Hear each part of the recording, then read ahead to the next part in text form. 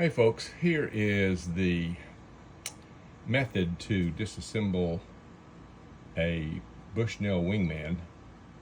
I destroyed mine trying to get into it because it wouldn't work, and the Bushnell says they do not service it anymore.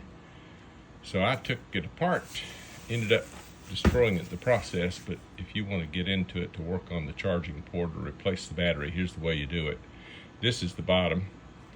This little piece of rubber right here that it rests on just peels off, and inside you'll find some screws. That will take off the bottom. The top of it is a little more complicated. There's this piece that snaps in, and when you pry this out, this is where the little button goes.